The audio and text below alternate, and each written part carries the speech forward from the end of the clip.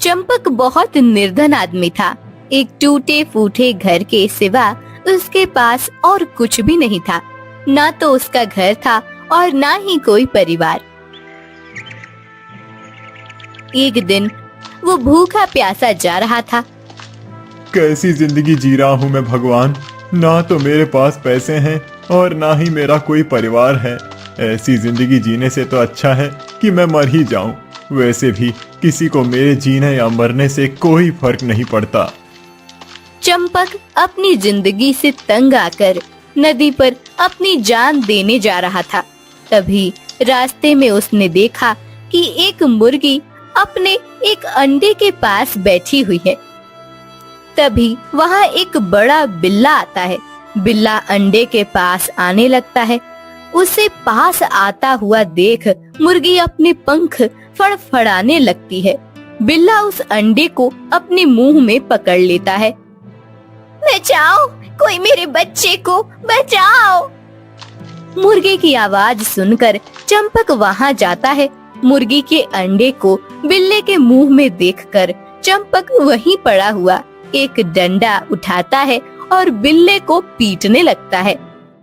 छोड़ छोड़ उस अंडे को। एक माँ के सामने उस बच्चे को खाने वाला है तू। छोड़ दे उसे। चंपक जोर जोर से बिल्ले को पीट रहा था। बिल्ला अंडे को छोड़कर भाग जाता है। फिर तुमने आज मेरे इस अंडे की रक्षा करके मुझ पर बहुत बड़ा एहसान किया है। नहीं, मैंने कोई एहसान नहीं किया। ये तो मेरा फर्ज था।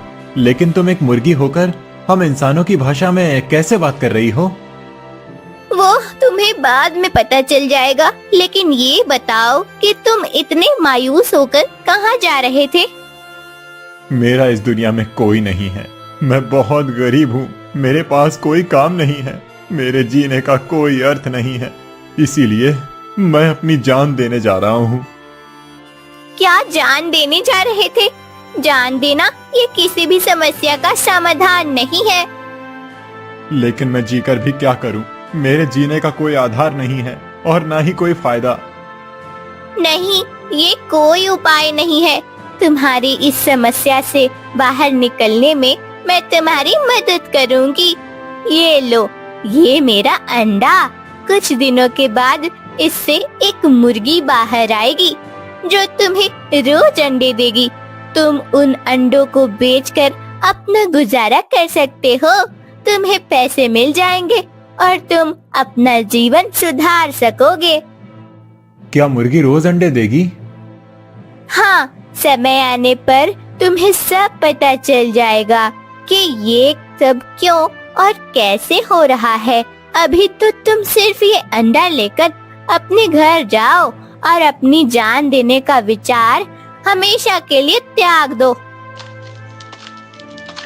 चंपक मुर्गी का दिया हुआ अंडा लेकर घर आता है। कुछ दिनों के बाद उस अंडे से एक बड़ी मुर्गी बाहर आती है जो आते ही कुछ अंडे डालती है। अरे, ये तो चमत्कार हो गया। इस अंडे में से तो इतनी मुर्गी बाहर आई हैं और उसने आते ही इतने अंडे डाल दिए। मुझे तो लगता है कि ये मुर्गियां कुछ चमत्कारी हैं। चलो, अब इन अंडों को बेच कर आता हूँ। चंपक अंडे बेचने चला जाता है। दिन बीतते जाते हैं। चंपक अब रोज अंडे बेचने जाता था और उसे अच्छे पैसे भी मिलते थे।